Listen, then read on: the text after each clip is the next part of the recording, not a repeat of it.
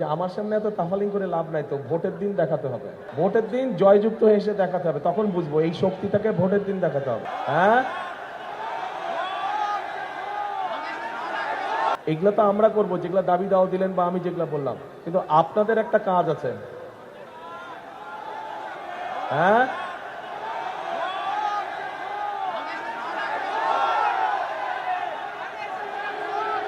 হ্যাঁ, 12 তারিখে ভোট।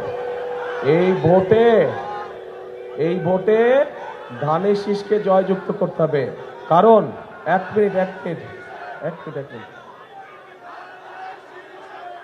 এই এই এই যে স্লোগানের এক মিনিট দাঁড়াও ভাই, দাঁড়া, কথা শোনো। এই যে আমার সামনে এত তাফালিং করে লাভ নাই, তো ভোটের দিন দেখাতে হবে।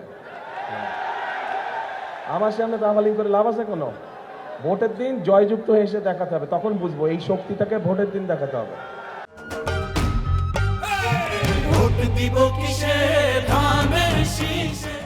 একটা ব্যাপারে সতর্ক থাকতে হবে, কোন সেই ব্যাপার? এই যে মঞ্চের এই মঞ্চের পাশে ছোট্ট একটা মঞ্চ আছে, মঞ্চে কিছু মানুষ বসে আছে এবং তাদের পিছনে একটা ব্যানার আছে। ওই ব্যানারটায় লেখা আছে গুম খুন জুলাই আগস্টের আন্দোলনে আহত শহীদ পরিবার। কথাটার অর্থ বুঝেছেন আপনারা? অর্থাৎ এই মানুষগুলো যে বসে আছে সেটি বিগত 16 বছরের আন্দোলন সহ এই জুলাই আগস্ট মাসে যে আন্দোলন ছিল, সেখানে এই মানুষগুলো তাদের আপনজনদেরকে কাউকে না কেউকে হারিয়েছে, গুম খুনের শিকার হয়েছে, অথবা নিজে কেউ আহত হয়েছে সেই জুলাই আন্দোলন সহ এই কত লম্বা আন্দোলনের সময়। এখন যেই মানুষগুলো শহীদ হয়েছে, যেই মানুষগুলো আহত হয়েছে, এই মানুষগুলো ত্যাগের তো একটা মূল্য থাকতে হবে, তাই না? এখন এই মানুষগুলো কার বিরুদ্ধে আন্দোলন করেছিল, কিসের বিরুদ্ধে?